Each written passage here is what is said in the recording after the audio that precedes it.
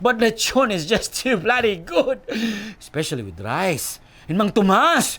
The holidays. Christmas music fills the malls. Holiday decorations deck the halls. All the shopping here and there. Christmas is indeed in the air. Okay, who am I kidding, right? Mates, the holidays are actually horrible. Most wonderful time of the year, please. Try the most stressful time of the year. And what better way to celebrate the holidays than to talk about the very thing that unites us all during this most wonderful time of the year. Food!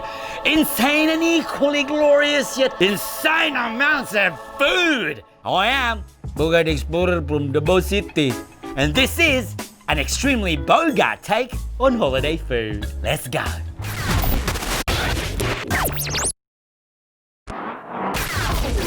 Mates, it's already that time of the year once again where people from around the globe go from me to, well, also me.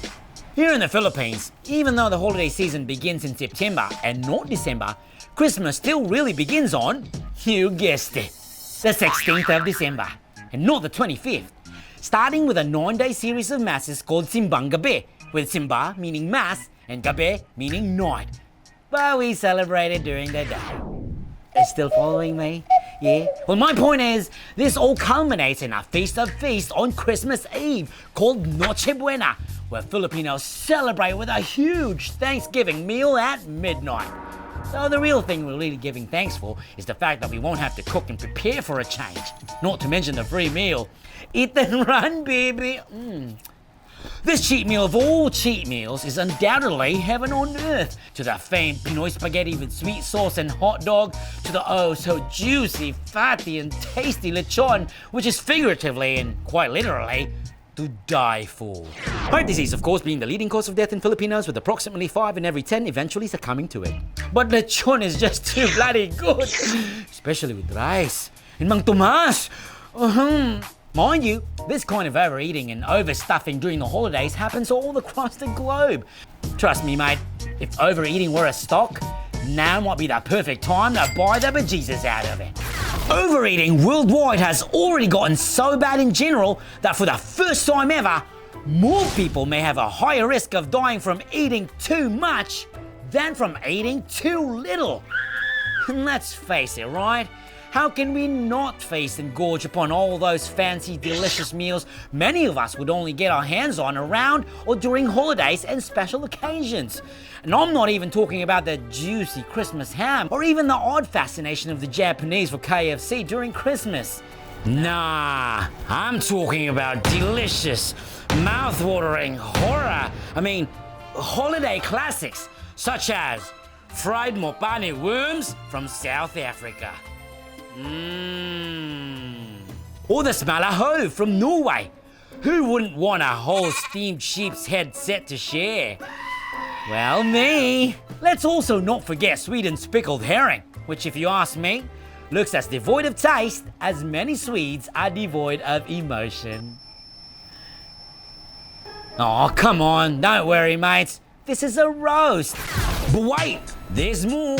There's also Greenland's matak, which is literally strips of whale blubber and reindeer meat.